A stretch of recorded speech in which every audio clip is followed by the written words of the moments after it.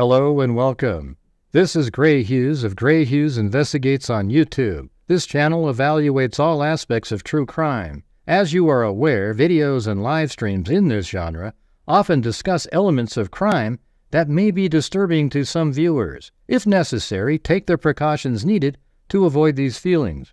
Factual information related to cases is the key to fostering rational true crime discussions. Fortunately, you will find that here. Please hit the like button only once, share the video, and subscribe if you like my content. Thank you very much for watching. It's a house! Did you hear what I said? It's a house!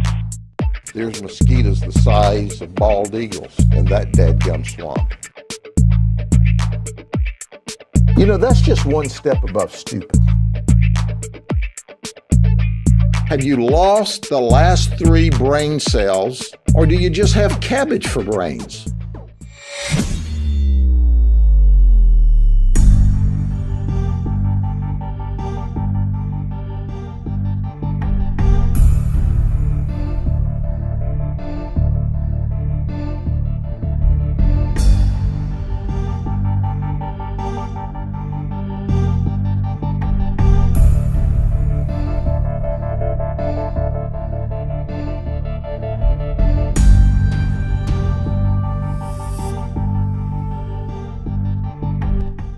What's going on, freaks?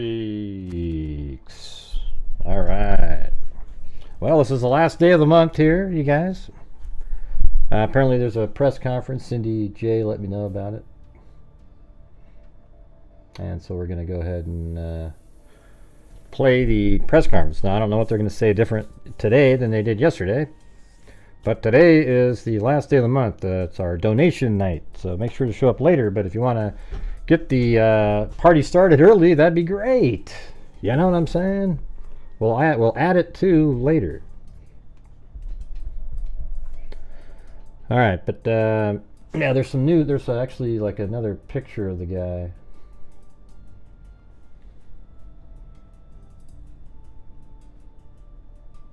I think it was in this one, maybe. Yeah, look at that. Look at that. I mean, it does look like he was right in the middle of the haircut. Maybe over here it got cut really short, and then over here it hadn't started yet. You know, and I think one witness said he had curly hair. You know.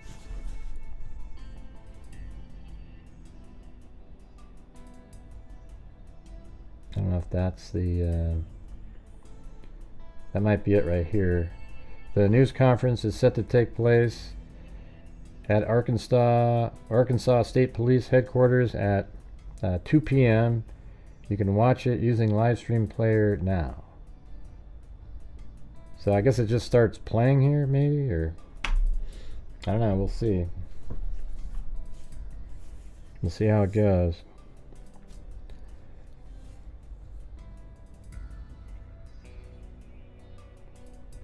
He's got 2 low ears.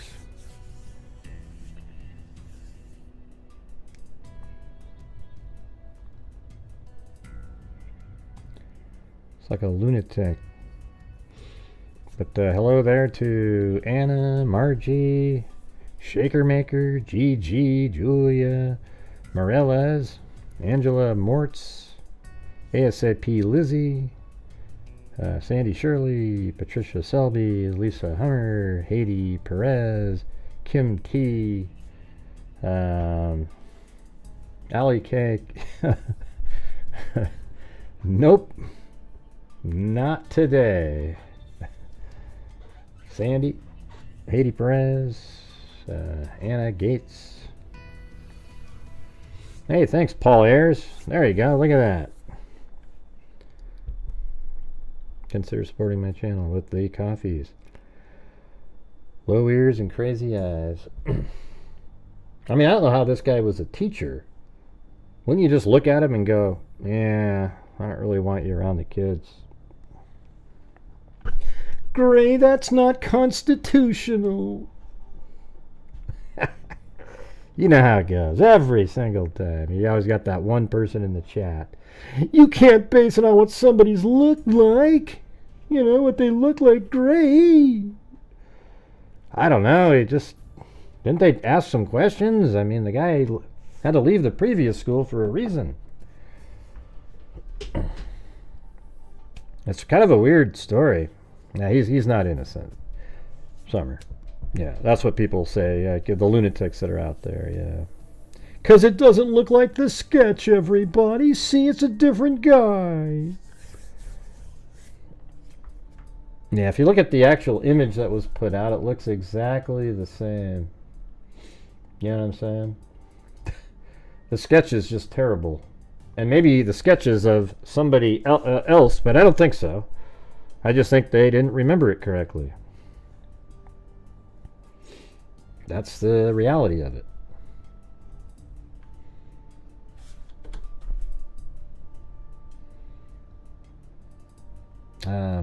Let's see. I hope there's like a backup to this. I always hate it when it looks like, you know, like what is this thing here?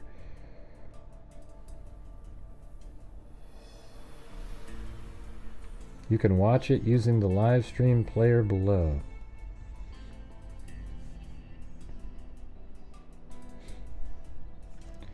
Thank you, tired of it all. Either way, we're going to be playing it. Hey, thanks, Kelly Snyder. Always making you laugh. Yeah, I try to.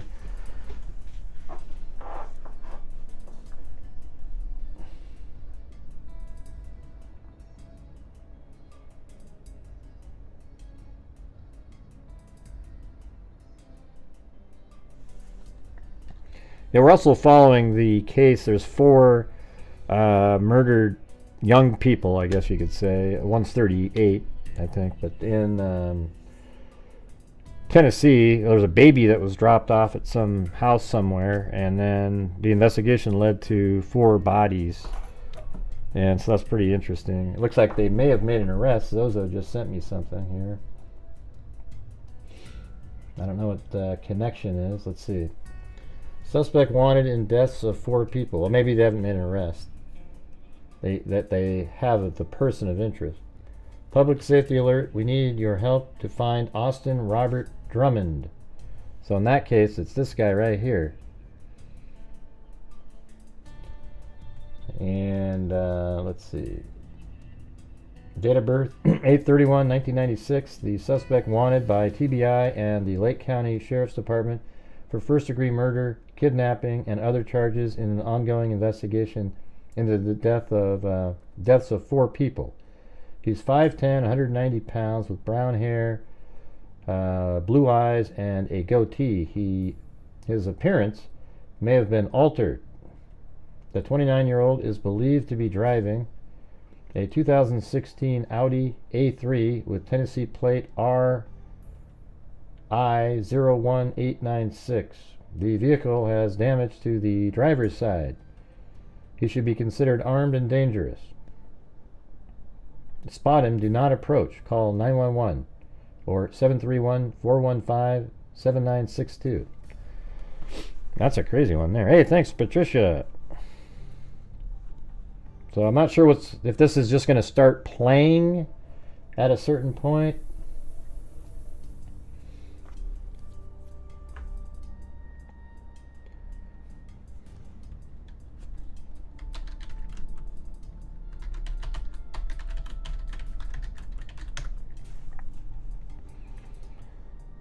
Let's see. There's only state police to hold. Okay, there's another channel. Now they have the same. Well, theirs looks different. Okay, like this one is moving. I'm gonna go with that. I'll keep them both here just in case. Alright, so I got that and this one. This one looks like it's kind of ready to go. It's live already. See that? But they're doing the same thing, like a live event. I mean, it looks like it's exactly the same setup and everything. It's even the same wording. McGann recently moved. McGann recently moved. Man, have some creativity there. Yeah, we know. We followed it the whole time, Karen. I'm sure. I don't know if you missed. Last night we covered the whole thing. Yeah. So it was at Bayari. He worked at this middle school right here, elementary school. We don't know where he lived in this town of Springdale. Now we're talking about James McGann. And then here it is at Lupita's Beauty Salon. This is where he was arrested. He pulled into there, and there was all kinds of different, like there was an image of a vehicle at the park, and it turns out it probably is the same vehicle. Even our ChatGPT thought it was that particular type of vehicle. Thanks, B, sir. And so he was arrested here, and then he was, hey, thanks, CR. Oh, look at that, 14 months. Look at that. 14 months of pure hell. Anyways, thanks.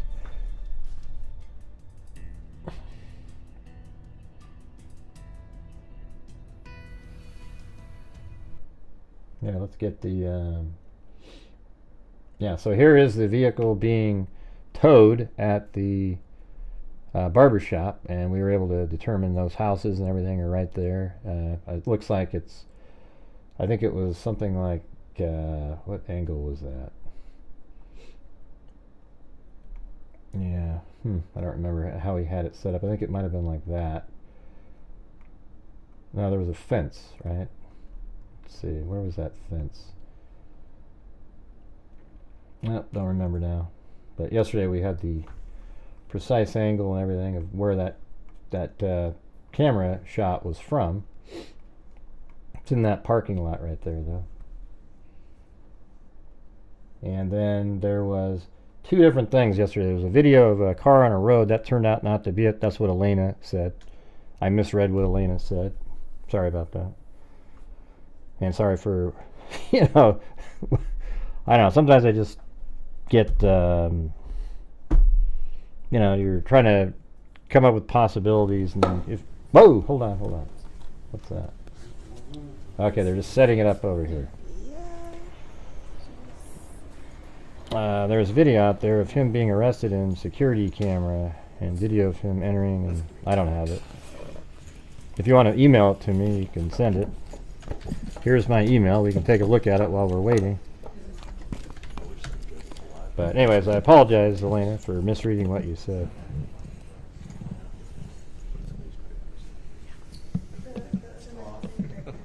Yeah, I think he was after one of the girls. Right. That's what we said on the first show we were covering it. And then as soon as we saw the backpack, or I think the show when we saw the backpack, it looked so large and it was empty.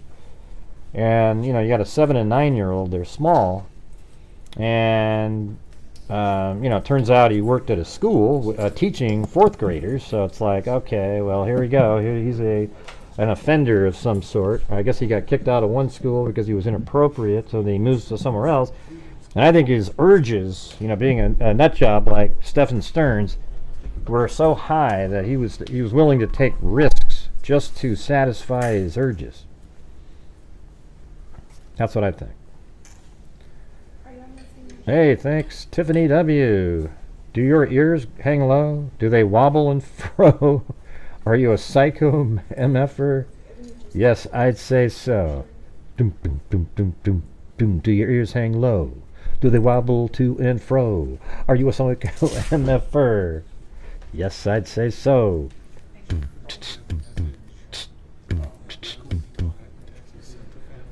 There we go.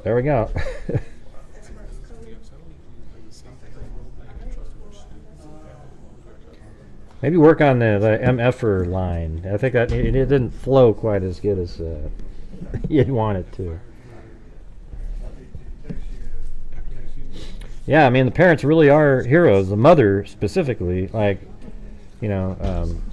hurrying the kids away, saying to run as fast as you can. And then not only that, she went back to try to help her husband, and then she got killed too, but saved the lives of the daughter. Now, we don't know the circumstances. There were some good ideas out there about things like, let's see, it was the,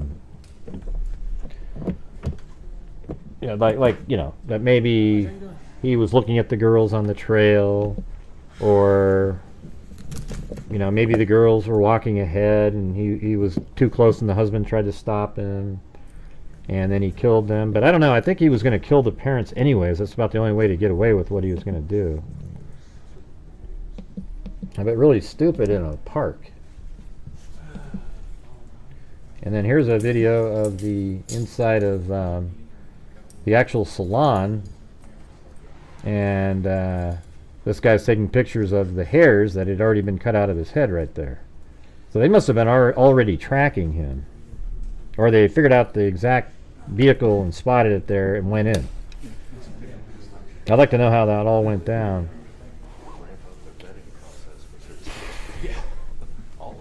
I wonder what today's press conference is.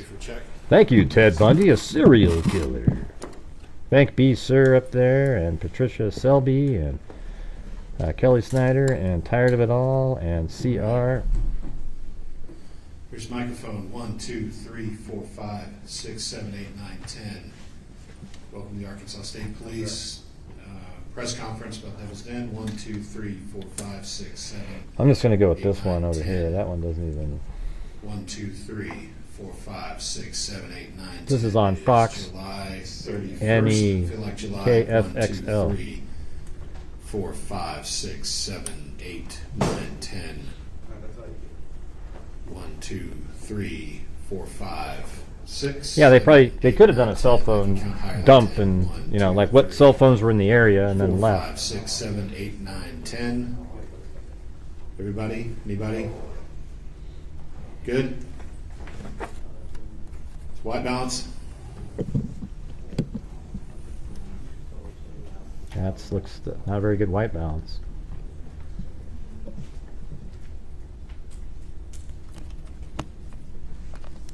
You need me to feed you that audio check again? Good. Where does it talk about they tracked cell data? I haven't been able to find anything.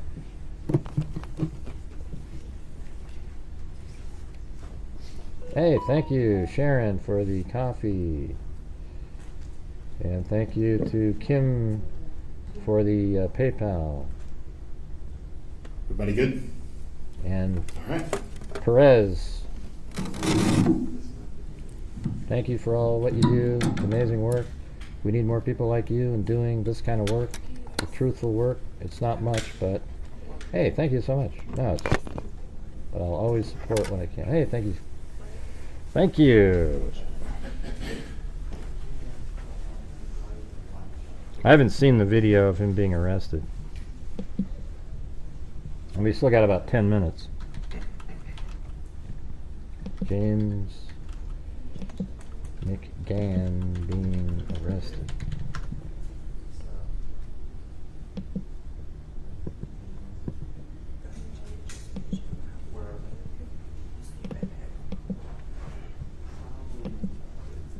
Is that him?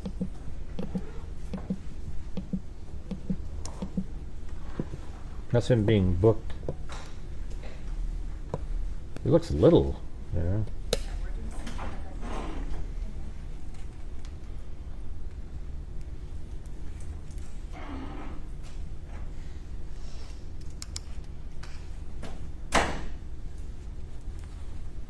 God, he looks like a tiny. I mean, I know the camera could make him look that way, but I'm just saying compared to the other.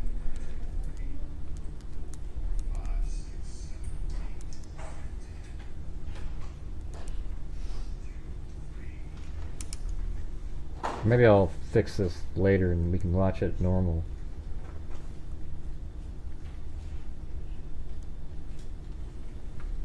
I'll flip it around so it's normal looking.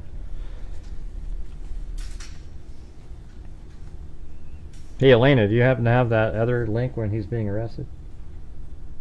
Oh, that place. Okay, here it is. Cindy sent it to me. Oh wait, that's the same one, right? That's not surveillance footage. Huh. That's the same video. I don't know. Surveillance video released Thursday shows Andrew James being booked. Okay, I have that one. Do they have the one where, like, at the salon he's being arrested? That'd be cool.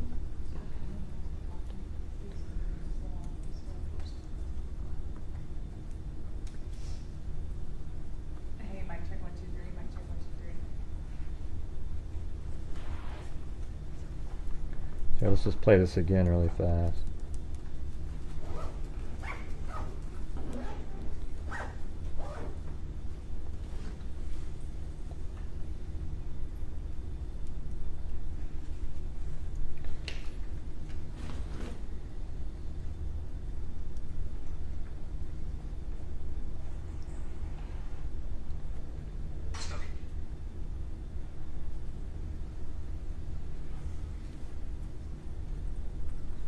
Nick Nolte. Yeah, maybe, I don't know. I guess I could see that.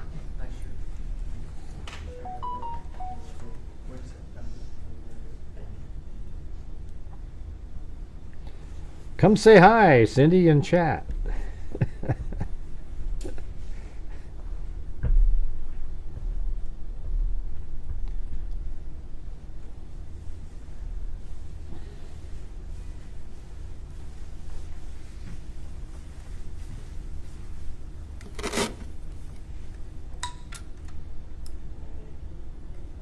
Supposed to start in 5 minutes. I'm just hoping to record this so I have it, and then we can 1, 2, 1, 2. rotate it around so it looks normal.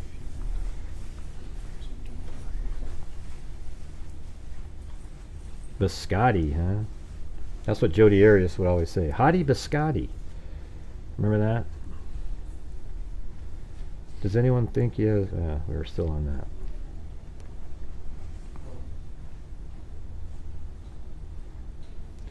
Thanks, Susie Clue. Alright, so we got that.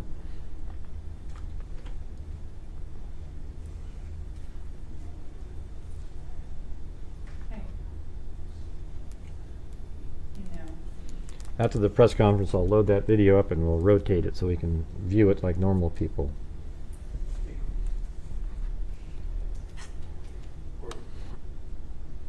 Yeah, they seems like they went back to the old names.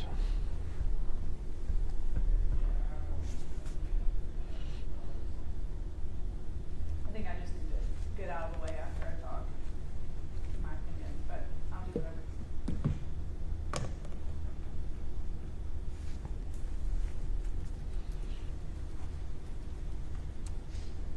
There's video out there of him being arrested in security camera. And video of him entering and sitting in the salon. Yeah, that's what I want to see. that's the one. I don't know where that is.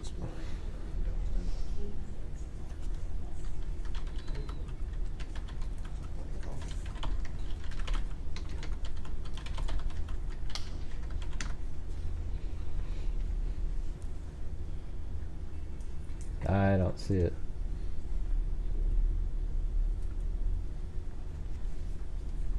If anybody has a link to that, send it over to my email, where it's the link to the salon video. Actually, I bet you I know where that is.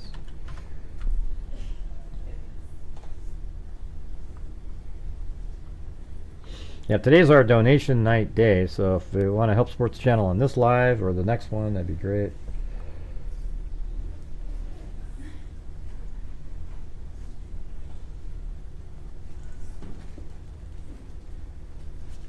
So it's called Hidden Killers Podcast. Let's see if he has it.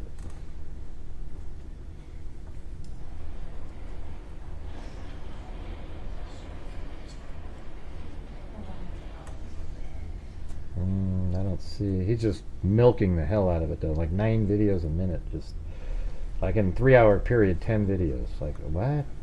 Jesus Christ, guy.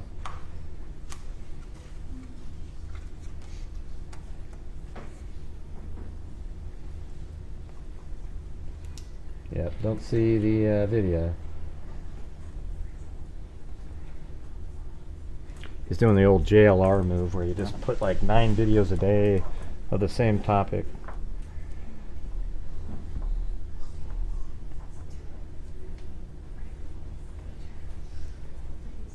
Also, Elena said that she could see something. I haven't seen it.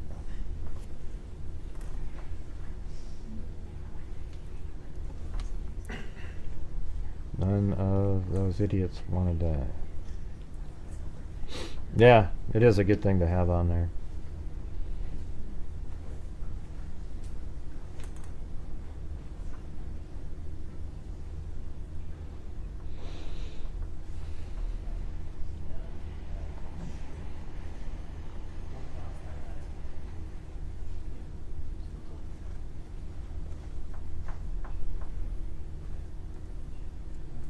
Let me check my email, maybe somebody sent it.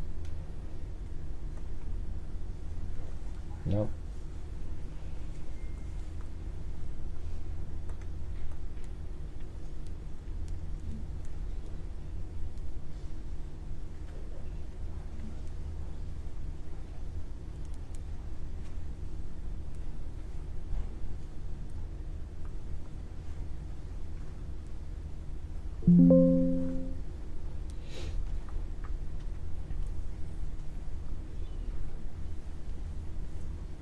Okay, thanks, Anna. Thanks for finding that.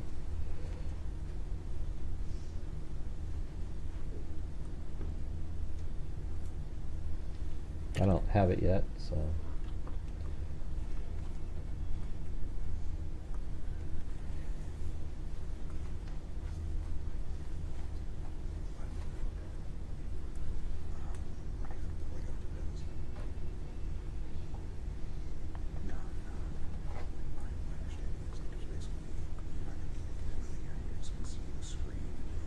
Laura, you're right. Definitely last night, lots of nuts and bolts were discussed about this, but today we're hoping to get more details. And then Donna mentioned it. Oh, nice. Questions. Was there a motive? What was the motive if there was one? Is this what you would consider random? Unanswered questions and many details to come in this investigation as well. Just to recap, yesterday, That's good. Arkansas State Police arrested Andrew James McGann. This all went down at a hair salon in Springdale. You may have seen some of that video circulating on social media. I still don't have the email. Can you send me the email of the? But even further back on Saturday when this happened at Devil's Dunes Okay, there it is. Park. Cristen and Clinton Brink were killed. Their two daughters were there, ages 7 and 9. Thankfully, their daughters are okay. But here in just a couple of minutes, we'll be hearing from Arkansas State. This is actually a surveillance video of McGann going into the salon. Yeah, to get his. Oh, there he is going into the salon. He looks like he's trying to make himself look at. He looks like a little kid in these pictures. What a weird person, man. And then here he is. Oh, look at that's the lady that was on the. That's crazy. That's her on her Facebook page. And here he comes. Yeah, can he cut my hair? I bet his hands are in his pocket because there's blood on them. How much you want to bet? Maybe his left hand. Yeah, can you just kind of.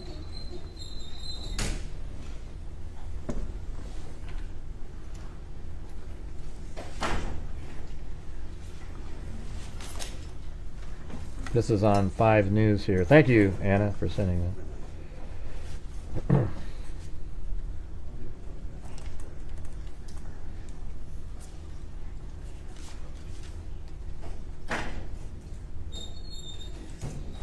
that. That's awesome. There he is right there. And there's the hairstylist got the hell out of Dodge.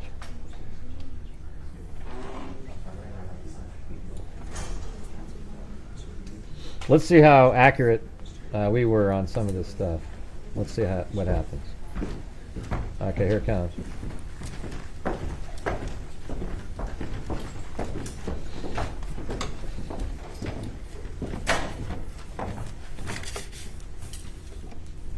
Good afternoon. I'm Colonel Mike Hager, Director of the Arkansas State Police and Secretary, Department of Public Safety. Appreciate you guys coming out this afternoon. We're going to just kind of go through some bullet point information, and I'm sure it's going to spawn a lot of questions. We're going to try to answer as many of those questions as we can. I want to introduce our partners. Well, actually, I'm going to let them introduce themselves, but we do have our 2 deputy directors, Lieutenant Colonel Mike Kennedy and Lieutenant Colonel Jason Aaron, that are with us, and I believe the rest of the people behind me will speak, and I'll let them introduce themselves. I want to start by thanking our investigators. It's hard to express the amount of time and effort and energy that goes into an investigation like this. You could see it on their face when we walked into headquarters last night, had the opportunity to see them, talk to them, thank them in person at the culmination of this. They're absolutely exhausted. They put every bit of their heart and soul into this investigation to get this suspect brought into custody and taken off the streets, and I cannot thank them enough for that. Also want to thank our law enforcement partners. We are truly blessed in Arkansas. It's not always common, and that's unfortunate, but we have a relationship with our state, local, and federal counterparts that's second to none. There was an incredible amount of cooperation and collaboration that went into this investigation. No part is less than any other's part. There's a total package that has to be looked at, has to be investigated, and these groups work together in a very impressive way, and we can't thank them enough. Not just on this case, but in every case that we work within state police, to have that partnership with them is really valuable. I want to thank the public for providing images and videos from cell phones, home, and business security footage that directly advanced this investigation. We'll talk a little bit more about how that played out, but the information that was put out and the request for information back from the public directly resulted in this person being brought into custody. It allowed our investigators a starting point to move forward and to use their skills that they've developed over the years and their experience to bring this person into custody. We had about 500 tips that came in through our phone lines, social media. Not only were there a lot of tips that came in, and we're very thankful for that, but there's a lot of people that have to field those tips, and it's not all badge-wearing, gun-toting members of the state police or Department of Public Safety. We had a lot of civilian personnel that were tasked with that. There was a lot of time and energy spent on triaging those tips and making sure they went to the right people. And so we owe a great gratitude for that support staff that helped with this as well. Although everyone is innocent until proven guilty, we did confirm this morning that our suspect's DNA has been a positive match to the DNA that we suspected to belong to our suspect at the scene. During an interview with investigators, the suspect indicated that he did commit these murders. We executed a search warrant at his residence. There were articles found there that are consistent with being involved in this particular crime, and I will let Major Rhodes speak more of that, or more to those details. We do believe he acted alone. We have absolutely no reason to believe that there's anyone else involved, and we do not anticipate any future arrest or any other arrest beyond this suspect. I'm going to go ahead and pass off to Major Stacy Rhodes. She can walk through a little bit more of the information, and I'll return to the podium and we'll answer any questions we can. Well, good afternoon. As he indicated, I'm Major Stacy Rhodes. I oversee the Criminal Investigation Division for the State Police.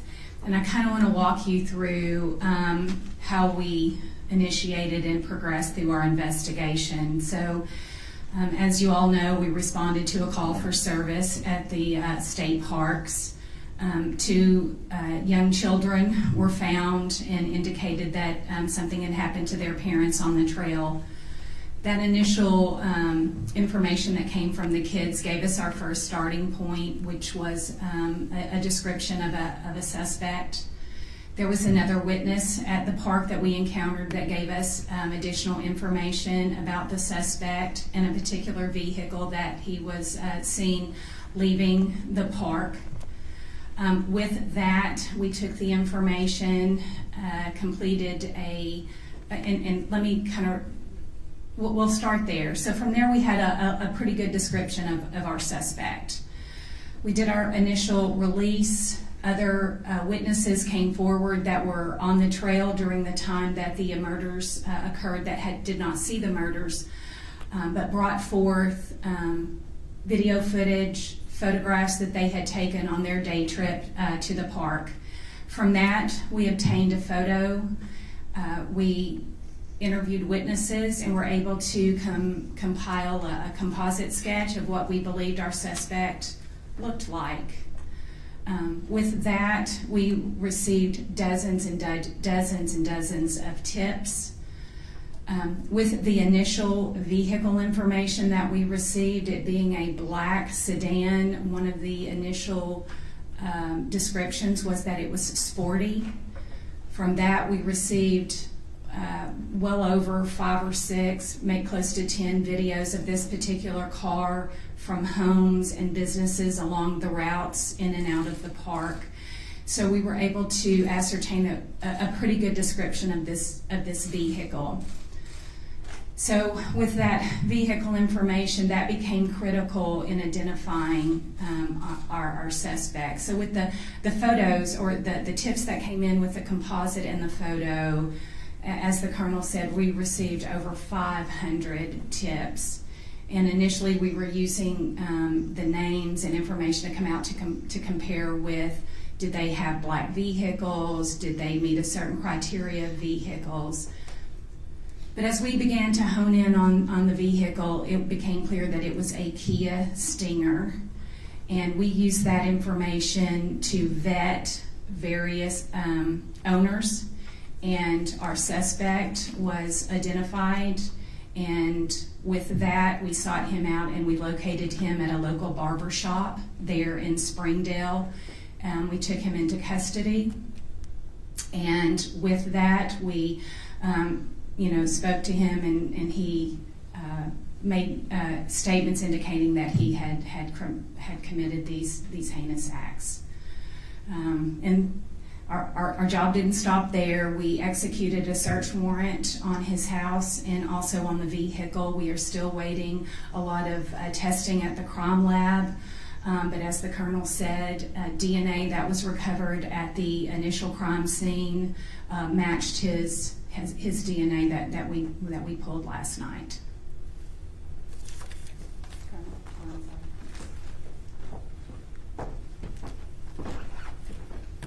Good afternoon. My name is Brandon Carter. I'm the prosecuting attorney for Washington County, Arkansas. The first thing I want to say here today is that my thoughts are with the Brink's family. There are 3 girls who tragically lost their parents in this case. And although today is a good day for law enforcement, there's a shadow over it because of the tragedy that occurred on Saturday. I want to commend the state police for the work they did in this case. I couldn't be more proud to be an Arkansan today.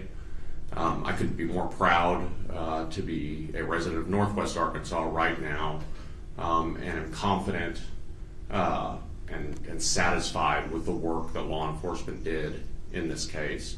Especially, I want to note the cooperation I saw between local agencies in this case. I could name them all off, but I have a list here of 7 to 9 agencies that worked hand in hand to quickly solve this crime, and I commend every law enforcement officer that worked on this case. I also commend any member of the public that provided us information that led to the solving of this crime. I want the public to know that they're safe. The defendant in this case is innocent until he's proven guilty, but I'm confident that we have the right defendant in this case and that the public need not worry going forward. Someday they're going to open Devil's Den State Park, and I'll be on the trail myself when that happens. The defendant will be spending time in Washington County Circuit Court over the course of the coming days. It is my intention to use the full weight of my office to bring this defendant to justice for the Brink's family.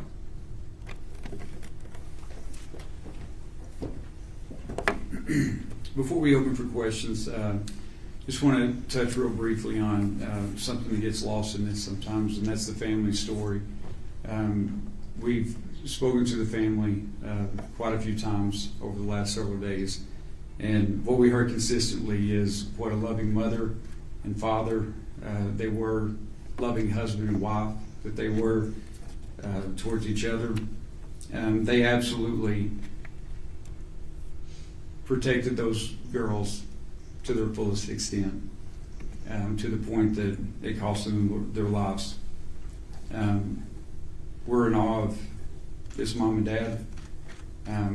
We're also in awe of these girls.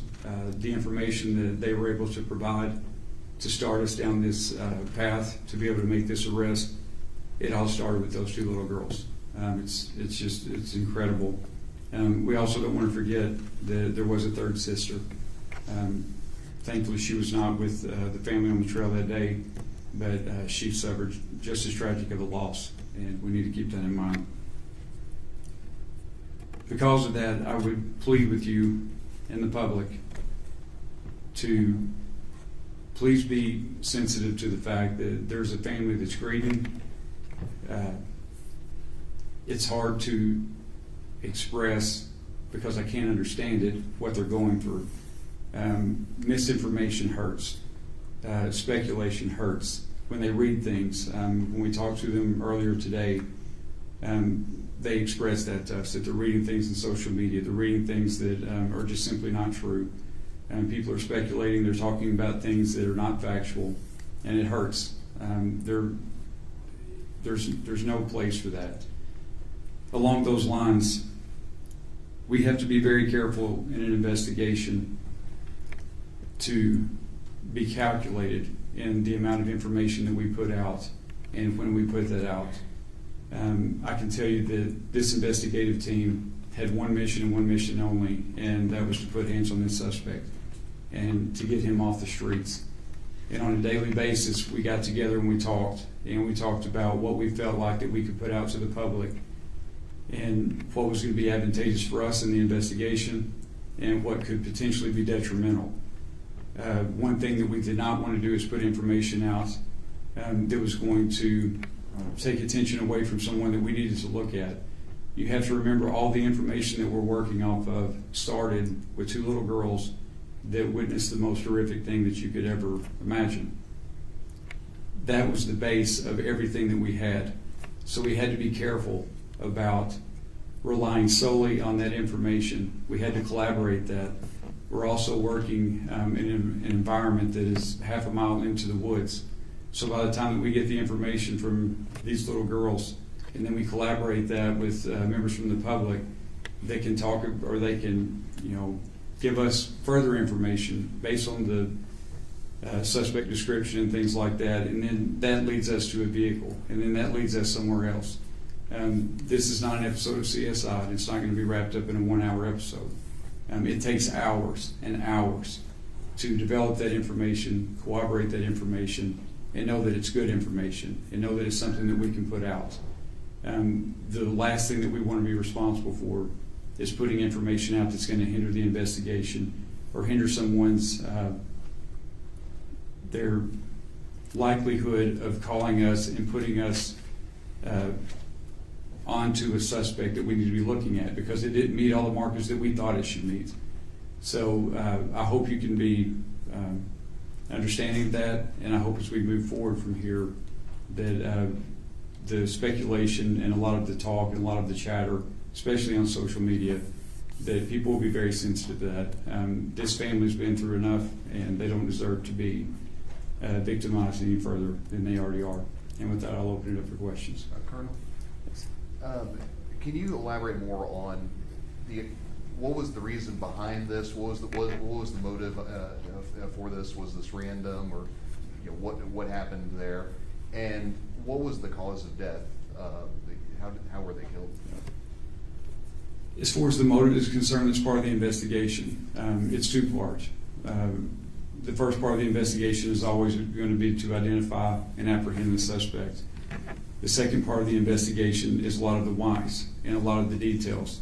That's still a part of the investigation. I can tell you that we have no reason to believe that there was any known association between our suspect and our victims. There's nothing to indicate that at all. It appears to be a completely random event. As far as the weapon that was used, it was a knife. Our victims died by stab wounds. Yes, ma'am. Thanks, Colonel.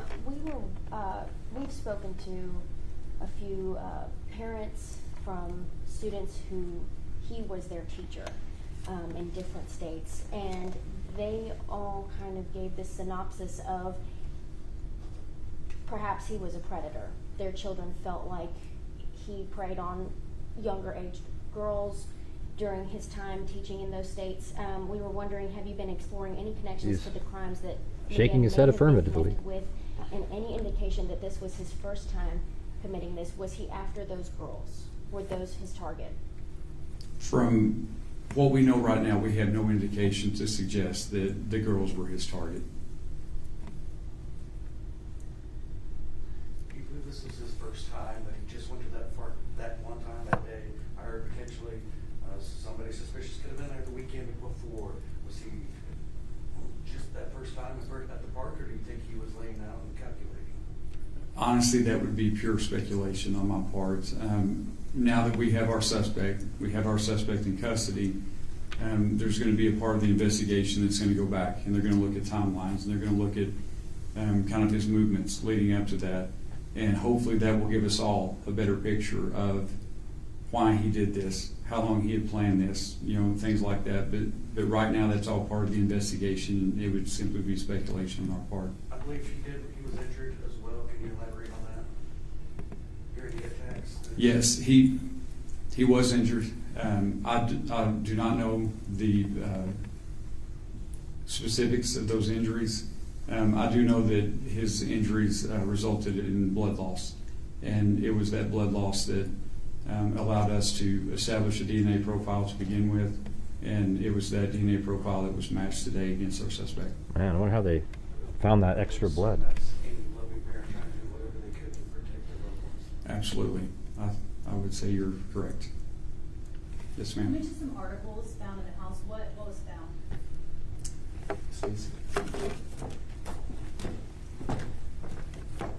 So if you'll remember the photo that was of the back of our suspect, we did find items that were consistent with what was seen in that photograph. Was the weapon there? Well, we don't know that it's the weapon, but we did collect some knives from the residence. We won't know until we test it, obviously. The arrest itself, did he resist? Was he easygoing? What did that look like? No, he was completely cooperative. Can you speak on the terrain, the area that the victims were found in regards to the girls getting to safety to get help? What kind of time frame that would look like for two girls? Was it a rough terrain? Was it something that another person found them within an hour? Or can you speak on that?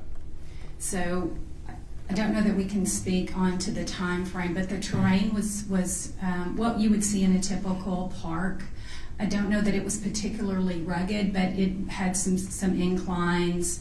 It was fairly maintained, but it was, our estimation was about a half a mile into the park. So you can imagine how long that would take to get out.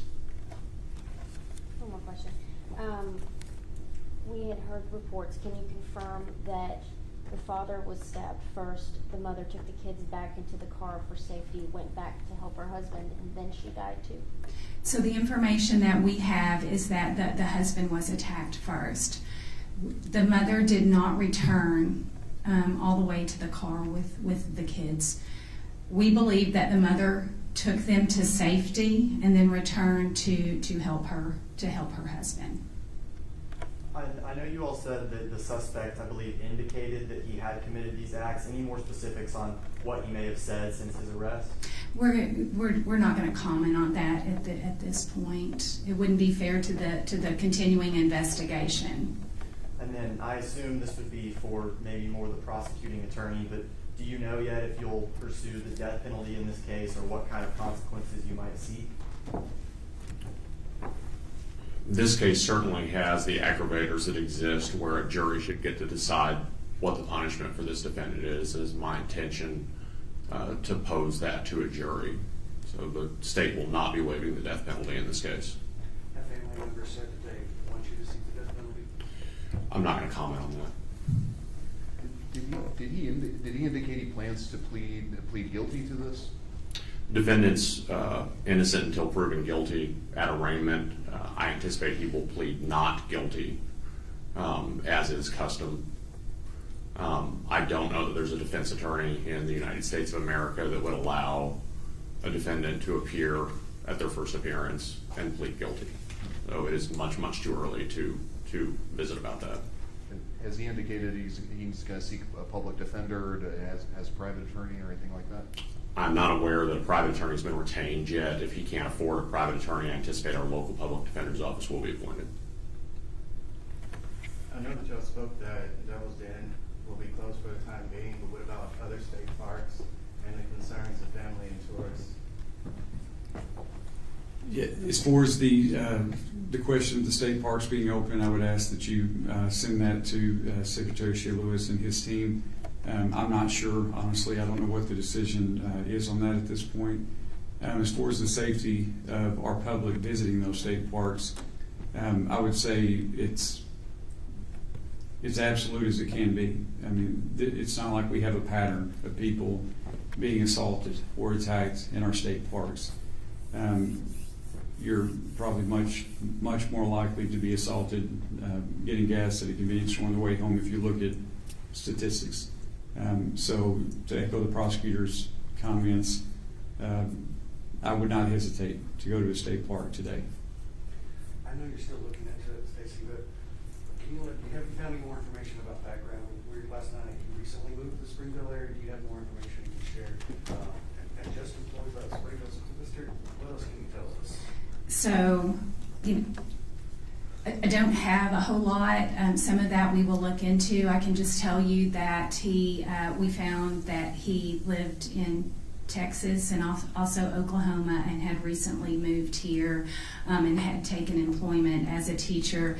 It doesn't sound like he was ever an actual teacher in Arkansas, but that he was a teacher in other locations.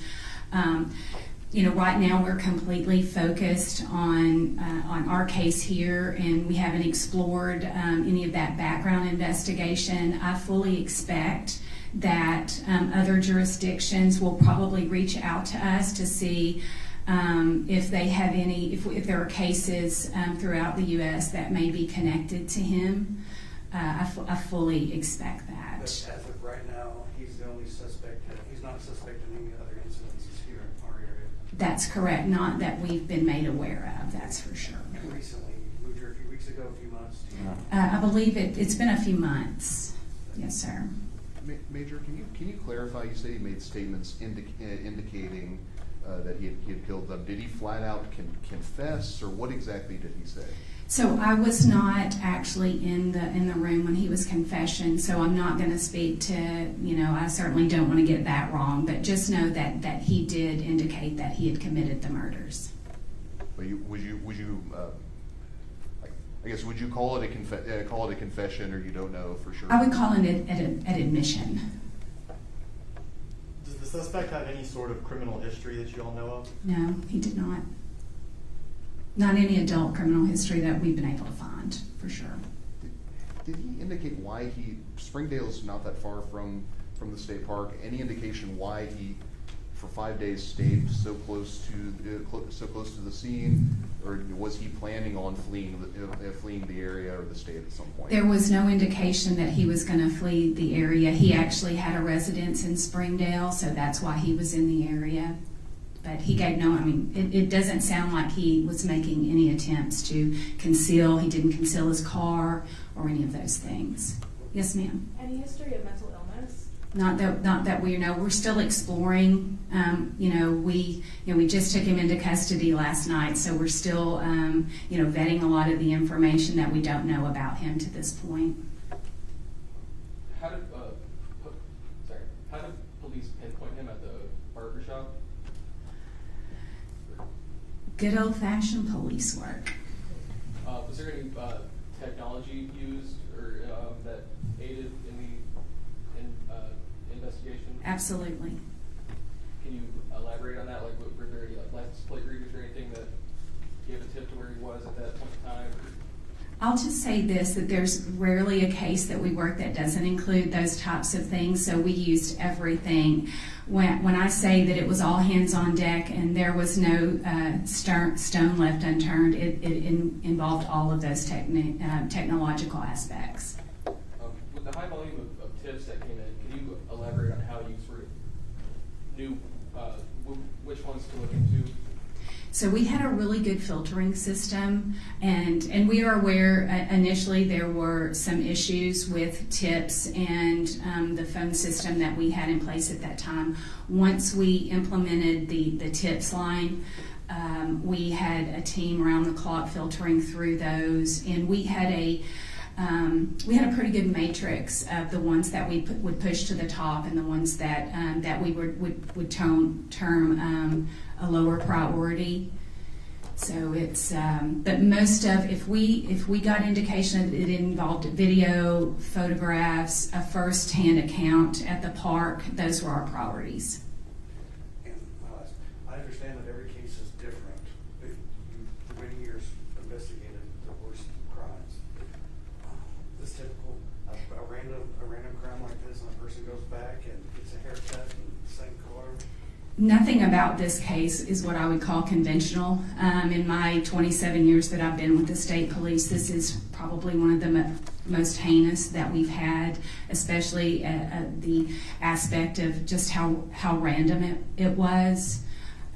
It's when we were talking last night in the command center that it was every agent's worst nightmare, because in a typical investigation we use what we call victimology, and you can usually kind of pinpoint something that a victim has done or the circumstances they're in, whether it's a domestic violence or just drug related. You can typically narrow down your suspect pool.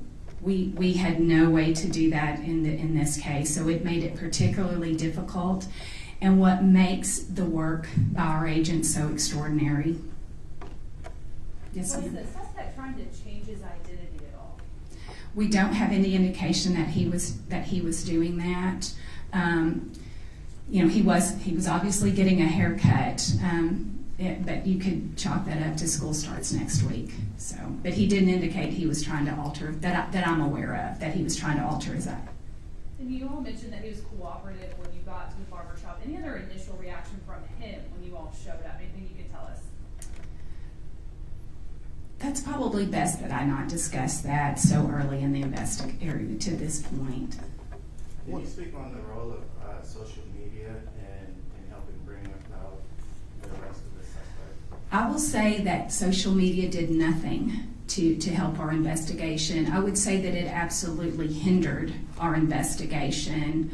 As you heard the Colonel mention, the hurt and the emotional toil that social media gave to that family.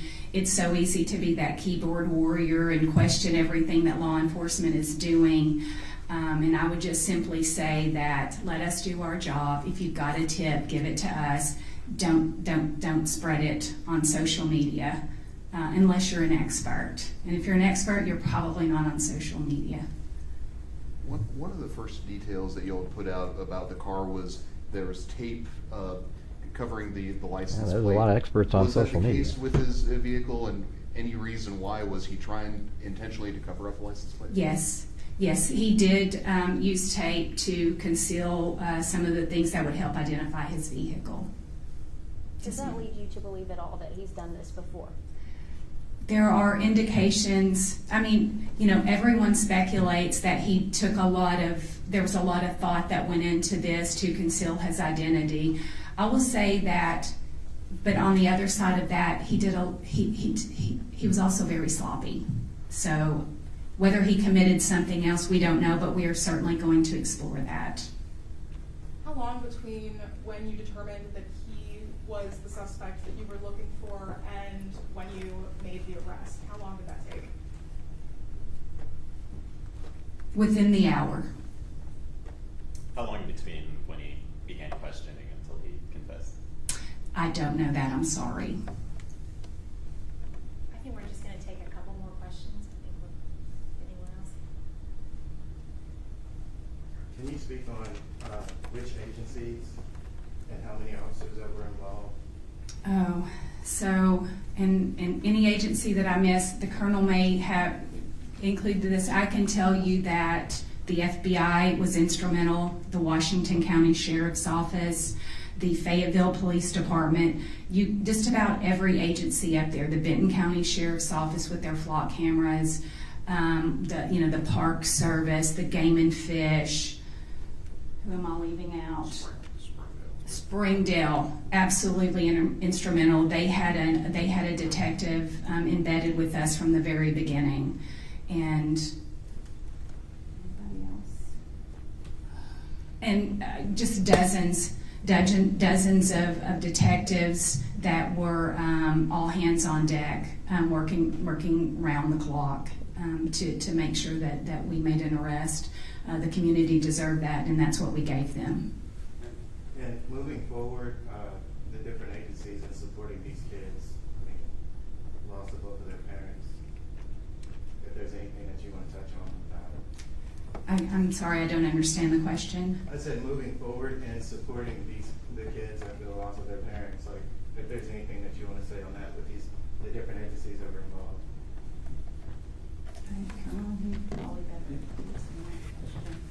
I'm not sure if I understood the question exactly, but I can tell you that Governor Sanders has been in contact with the family multiple times. She's expressed the absolute heartbreak of the state, the support and the prayers that that family will receive, not only from her and her family, but from the state of Arkansas. In addition to that, she's made available any resource that family needs during this recovery process from state agencies, whether that be law enforcement or other type of support agencies. I can also tell you from someone myself that has spoken with the family multiple times, they're an incredibly strong family, and they have a very, very strong family support in place. I have no doubt that those three girls are going to be well taken care of, and they're going to get everything they need from that family. And they also know that if they have a need that we can assist with, we being the state of Arkansas, any type of state public entity, then we will absolutely do that. Lastly, I know while the investigation is ongoing, you're conducting an internal review and we'll see could things be done better when it comes to call transfers and information being released. Am I correct? Can you talk to me about that? Yes, we will always, after any significant incident, we'll debrief it and we'll look at what we did right, what we did wrong, what we could do better. I can tell you from our vantage point right now, it's hard for me to be critical of anything that our investigators did. They have,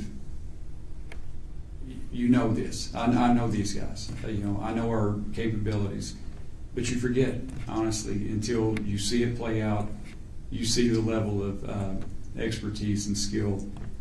Cannot say enough about our investigators, and not only the skill set that they use to bring this suspect to justice, but just they put everything into it, their heart and soul. I mean, it was an impressive thing to watch, and so of what we could do better, I'm sure there'll be things. Y'all have heard me say it before. Our agency is comprised of human beings, and we're always going to make mistakes, and there's going to be things that we can fine tune. But from my vantage point right now, I have nothing but gratitude and respect for our investigators and the way this was handled. Colonel, one more question. Can you confirm when you spoke to him after the arrest that this was not, he didn't know them, he didn't know the family at all, this was just a pure accidental coincidence that he targeted them? I can confirm that, and again, as Major Rose said, I was not present for the interview, and I've not listened to the interview yet. But I can confirm that we have absolutely no indication, no reason whatsoever to believe that there was any connection at all between our suspect and our victims. I've got one more. Can you elaborate on the role that the FBI and federal law enforcement helped in the investigation? Yeah, so the first thing I can tell you is how blessed we are with their partnership. The prosecutor and the major both mentioned all the agencies that were involved. What's always nice about that is they don't wait on us to call them. As soon as this was known, as soon as it was made public, honestly, I don't know how they found out as quick as they did. My phone started ringing off the wall from our special agent in charge of FBI in Little Rock, from the sheriffs in the northwest part of Arkansas, the police chiefs in that area, HSI, you name it, just about every agency that you can think of immediately reached out to us for any support that we needed. I cannot specifically tell you what roles they played, but I can tell you that they played significant roles. There was, as the Major alluded to, there's part of the investigation that is looking at this from the standpoint that it's completely random. There's another part of the investigation that has to close the loophole of is there a connection at all between our suspect and our victims. And unfortunately in this case, our victims had recently moved here. Their origins are from California. They, I believe, lived in North Dakota most recently. So there's a lot of geographical space and a lot of people that had to be talked to. And we leaned heavily on our, not only our state and local partners, but other state and local, and absolutely our federal partners. I'm just curious about the communication challenges out there. I know we can't get cell service when we go out there. Right. How much did that affect the response, and how did that affect the investigation? Yes. The answer to that question is yes. It was very challenging. The fact that we did not have cell service and our investigators didn't have cell service, that other campers on the trail didn't. So, again, it kind of goes back to the type of information that was coming in, the amount of information that was coming in, and the time lapse of the information that was coming in. It all factored in. To say this is an unusual crime scene, unusual crime in just about every aspect, it was extremely challenging. And all of those things came into play, from lack of cell service to the terrain itself. One more, and then we're going to wrap up. Yes, ma'am. Are the kids enrolled in anywhere near the school that he was going to teach at? I don't know the answer to that. I know the kids are with family right now, but I don't know the answer to that. Okay. Thank you very much.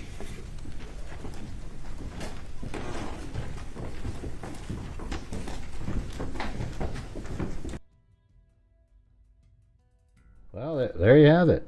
They did say in that. So, again, it kind of goes back to the top.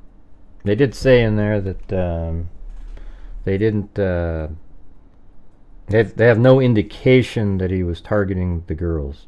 But I mean, that's easy to. I mean, how would you have an indication? I mean, that's the thing. At this point, how is there an indication? Now, I guess if he's spilling the beans, is he going to admit something like that? I doubt it.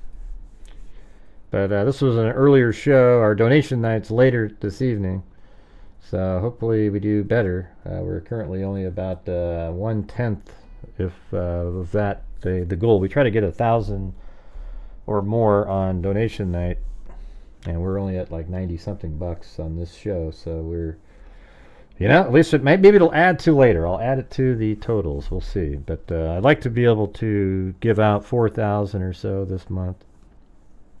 We'll see. I've done a lot of hard work making videos and getting the ad revenue in there to, I mean, the channel makes an income too, but I'm trying to get to a point where I can maybe get to 4,000. We'll see how it goes. But if it's anything like this show, we probably won't make it. How did the cops know he was at this? We don't know. They didn't tell us the techniques that they used. But I'm sure that'll be in the probable cause document at some point. Hey, thanks, Roger Sellers. But Gray, can't believe you're not covering Koberger anymore. I'm never watching again. No, I'm still going to be covering Koberger when stuff comes out. Hey, Greg King gifted one, and so did CR. All right. Yeah, so, I mean, here's what I don't want, man. If I talk about something on my show, I don't need you in there telling me that it's not time to talk about something, okay? I can talk about something whenever the hell I want to, and then you just don't have to listen to it if you don't want to. Okay? I can talk about how I think the sketch was horrendous.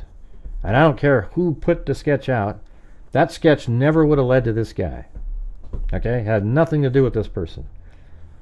All right? It's a terrible sketch. There are sketches out there I've seen in cases that are close. This isn't one of those.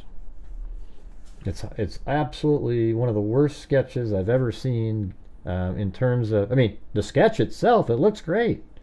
You know, like, oh, wow, that looks like somebody. But does that look like this guy at all? I mean, look at the nose, look at the mouth, look at the ears, they stick out, the eyes aren't the same. I mean, would this picture here lead to this guy here on the right? Anybody. If you're walking down the street and you had this sketch in your hand and you walk by this guy, would you go, I think that could be him?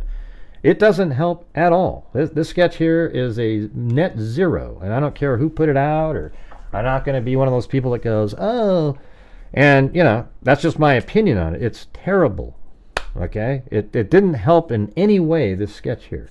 What helped was the description that the witnesses said. They said he had like brown, curly kind of hair, you know, blue-green eyes. They saw that. They saw everything, you know. And that one picture, that all helped. This thing here subtracted.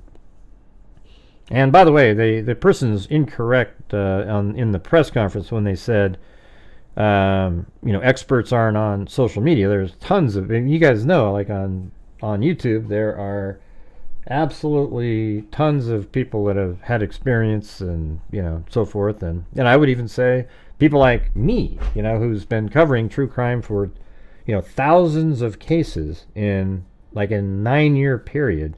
I know what I'm looking at. I know what I'm doing, you know. So I'm not like, you know, I don't have the degree or whatever the hell you call it, but, you know, it's just like computer programmers are out there, these little kids that are like, you know, they're freaking awesome. They're better than the programmers, you know.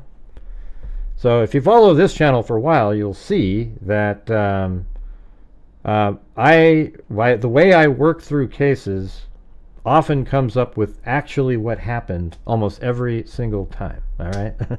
So I mean, I would say 99% of the time, and people are always like, wow, you know, and that's why I'm on those shows. But I don't like when I'm on the shows for something that doesn't allow me to, you know, come up with an idea. I don't like just being a talking head. I can't do that shit. Yeah, I didn't like, but I mean, I agree with her. I think that one, I mean, here's the thing. The podcaster was getting all these people communicating with them, and so it's hard for how do you turn that stuff down? I think it was ridiculous that the 911 operator called that podcaster. I don't care who the podcaster is. You don't have a podcaster call up a 911, you know, like the 911 operator call a podcaster and go, ooh, yeah, and then tell all these sort of intimate details that happened. I mean, it's great. Like, I mean, if that was me, I'd be, wow, this is amazing. I just don't think they should ever be doing that. And then you got to also look at, like, this podcaster was trashing the police at every step. Like, every time you hear it, he'd roll his eyes like, what are they doing? Well, they were way the hell ahead of you, okay? You had these interviews going, but they were way ahead of you. They nailed this guy with good detective work. So that's the part I didn't like, is them, the podcaster was sort of trashing, you know, the investigators the whole time. Like, they didn't know what they were doing, and they do know what they're doing. And this happens in every case, by the way. Like, even in the Idaho 4 case, you remember how everybody was just trashing the cops over and over and over and over and over, you know, trashing them, and then they were way ahead of everybody. You know, they had the DNA already in there, they were working it, and then boom. He stabbed them. This guy stabbed them to death. And it sounds like they're sort of interested in him in being like a serial offender of some sort. Thanks, MM. Right? Could easily be... so let's take a look at some of the stuff that we just got. I mean, a lot of stuff came out, so let me open up my... Wait, hold on a second. Let me send it. I got to send an email out really quick.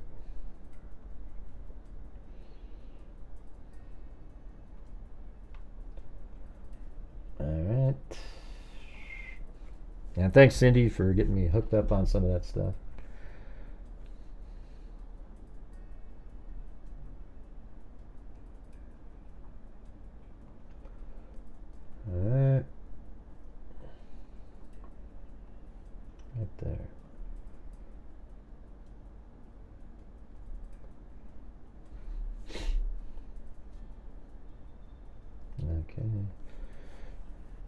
that sent out.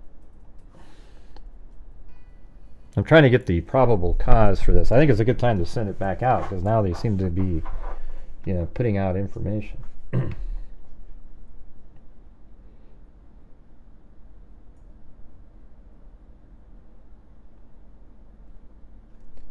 right, I'm going to open up Adobe Premiere really quick, and then we can put that video in there and look at it right side up.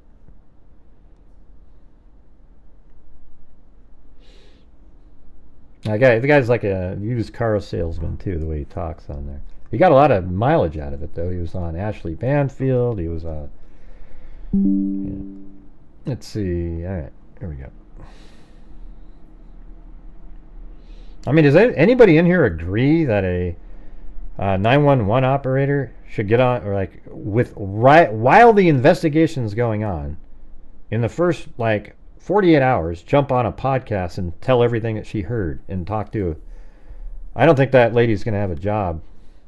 Honestly, I think that that thing is, I mean, that's just ridiculous. Never heard anything like it. Oh, she was? Okay. Well, there you go. I mean, she was? Okay.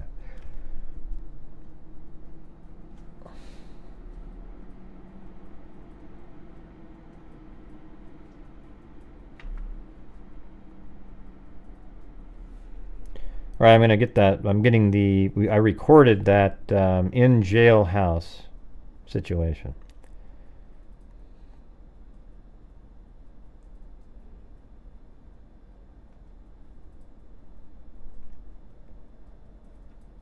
All right, probably that one.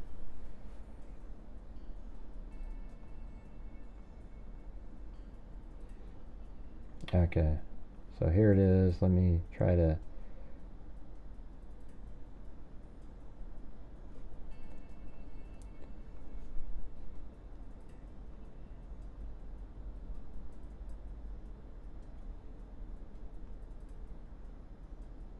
Isn't that awesome? There you go.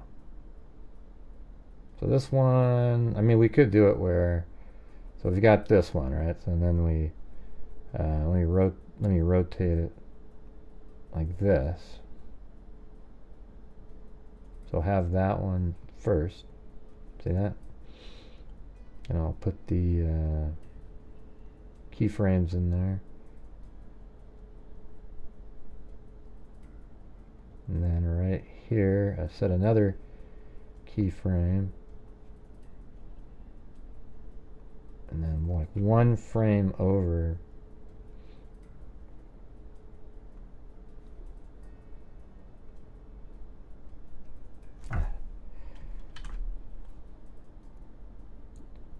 Oops. All right, hold on. So go to here, rotate,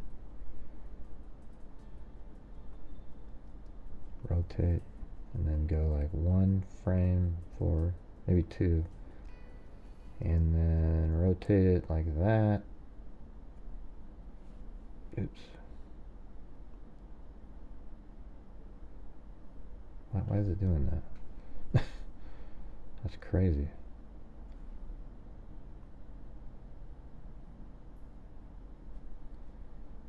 All right, I'm gonna start over here. That didn't make any sense.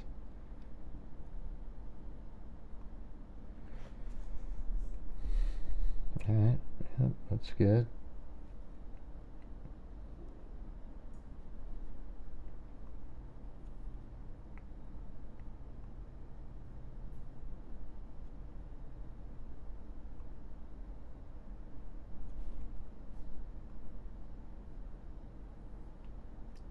All right, here we go. Let's watch it.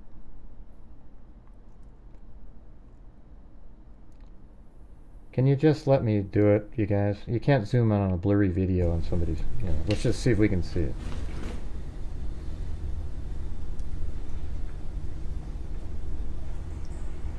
And that sound you hear in the background, I don't know. I don't know if it's from the video or not. I think it was recording the room. Nick Nolte.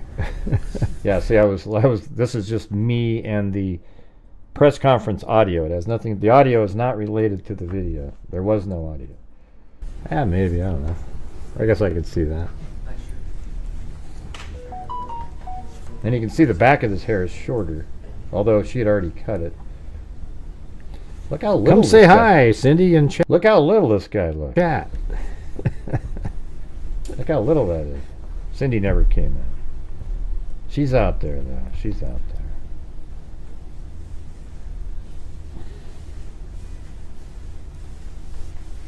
there. I don't see a. Maybe that hand has something. I don't know.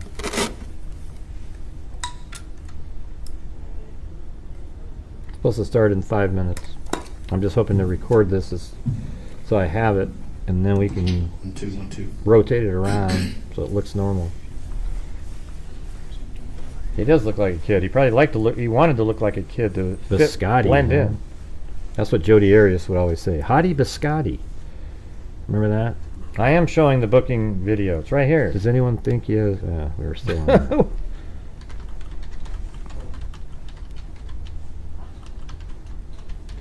Thanks, Susie Clue.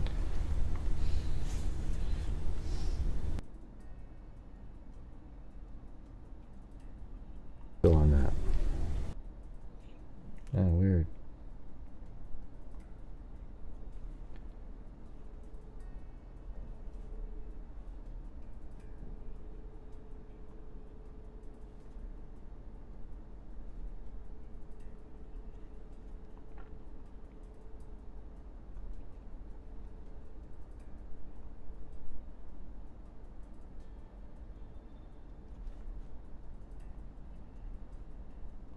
Does anyone think he has? We were still on that.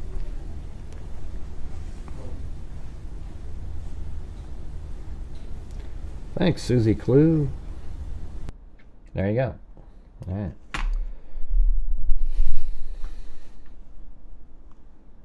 Where do you want to send me an email?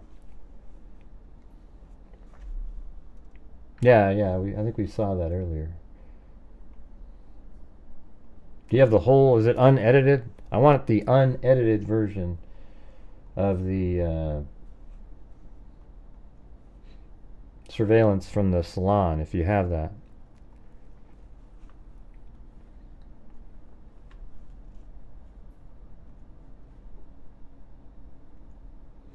So there's him going into the salon. He's got the same shirt on. You know, and you can see like the back of his lower part of his hair is short. And that's the girl on social media. See that? Like the back of his hair. Look at that right there. See how short that is? That matches the images, you know, from the crime scene. Hold on.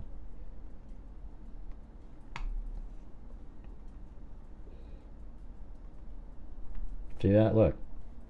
I mean, that was a pretty good disguise, though. But see how that back there is the same? And then he's got the ears that stick out.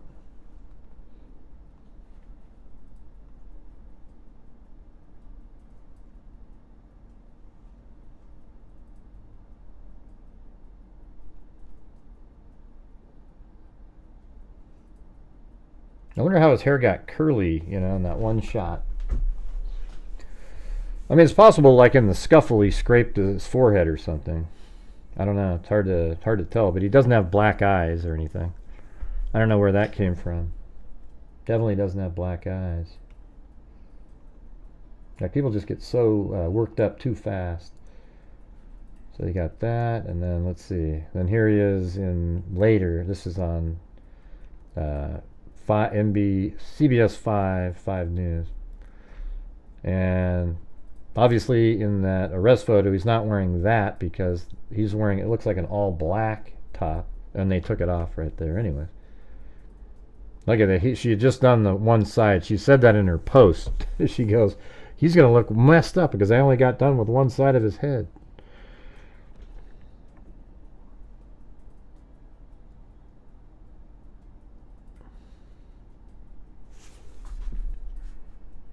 It is a crime itself.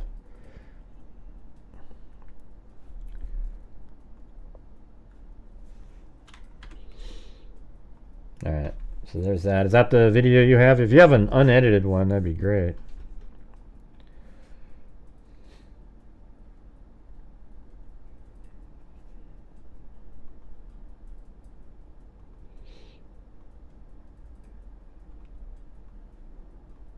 Oh yeah, so let's take a look at that image.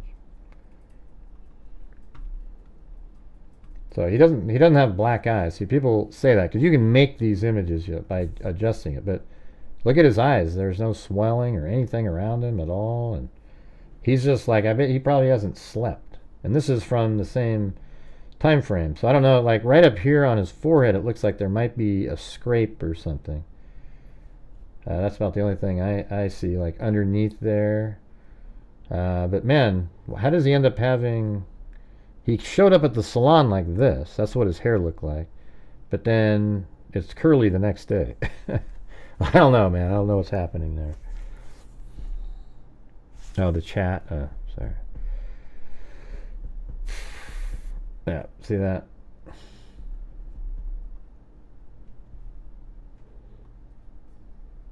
See, and that's just kind of what he looks like. Because even when you look at his older photos... Let's see, where's the other, like this one, you know, he kind of, look at that, you can see right inside his nostril. He just has like those sunken eyes, see that? That's what he looks like. And now I guess we could say, I don't know, like up here, is there any sort of stuff that kind of looks like that? Looks almost like eczema. It could be a scrape of some sort. And he does have like a nick here. Is that connected to what happened? Who knows? I mean, it's possible, I guess, that he got punched in the nose and there's a little bit of this and a little bit of that. I don't know. This one doesn't look like that. And this is also after the homicide. So maybe, you know, something happened. Oh, they said there was nothing, he cooperated. So...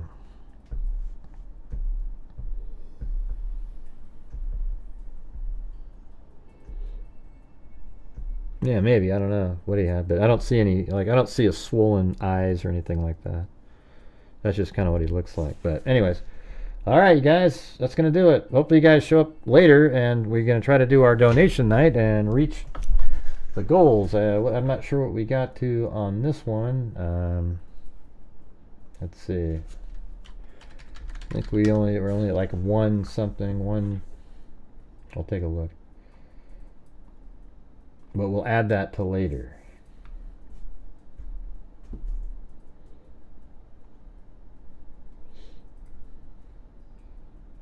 Let's see.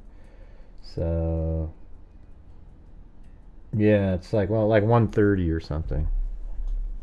So we're still way off. So maybe tonight, who knows? But tonight we do donation night. We've already sent $1,000 out this month to different places, and tonight we'll try to do 3,000 more. I think what I'm going to do tonight is I'm going to finish off the 1,000 for our scholarship fund, and then do 2 more 1,000 to our DNA fund, because these the two cases, the torso case and the guy in the kid that had the bike that's been unidentified for 50 years, those ones might cost extra because the DNA is bacteria laden. So there you go. All right, well, thanks everybody. We'll see you guys later, and as I always say, until next time.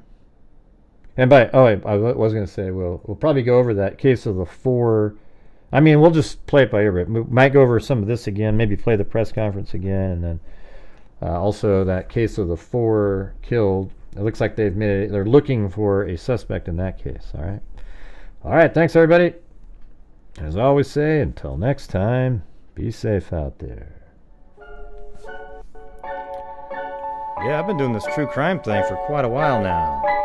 And during this whole time, I have not seen one person that is a crime dissector, like rejector. I'm a certified... Yeah, so thank you. The people who did support on this one was Paul Ayers, No Penot, I don't know, what is that? No, I don't know, man. Something today. No today. No Penot today. Don't know what that means. Pinot. No Pinot today. And then CR, tired of it all. Kelly Snyder, Patricia Selby, B. Sir, CR, Tiffany W., and Susie Clue, and Lisa Holland, And she's been here for 67 months, Lisa Holland. That's 5 years and 7 months. And then CR, Allie Cake, CR again, gifting, and we say howdy here. Roger Sellers, Greg King, then CR gifted 5, then Julie gifted 1, and then Ted Bundy and MM. And we had a coffee from Christy that came in. Thank you. And then there was one earlier at a coffee from H. Perez. All right, cool. All right, thanks everybody. Now we'll play this again. Can't have it like that. Is it gonna work? If I go over, oh yeah, I have to turn up the volume. I think that's. Yeah, I've been doing this true crime thing for quite a while now. And during this whole time, I have not seen one person that is a crime dissector, plug rejector. I'm a certified human lie detector. Gonna get ya on a stretcher if you try and play me like an old projector.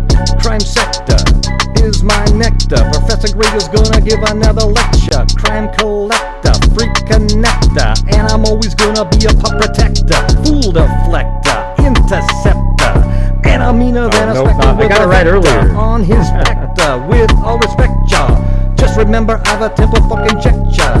I have no agenda, I'm no pretender, and I'll serve it to you straight without the blender. And in the end, I'm gonna send ya on a mission to reveal the true offender. That's funny, I said nope, yeah, so not I'll just today. get right back to work. All right, everybody? Earlier in the show I said nope, not today. It all just came right to me, but this time it didn't. That's pretty funny. So yeah, it doesn't say no Pinot today because there's no. Well, there could though. You know what? It could say that no Pinot today, right? Like that's a type of wine, and there is 2 T's there, so you never know. It could say no Pinot today. Isn't that awesome? All right, thanks everybody.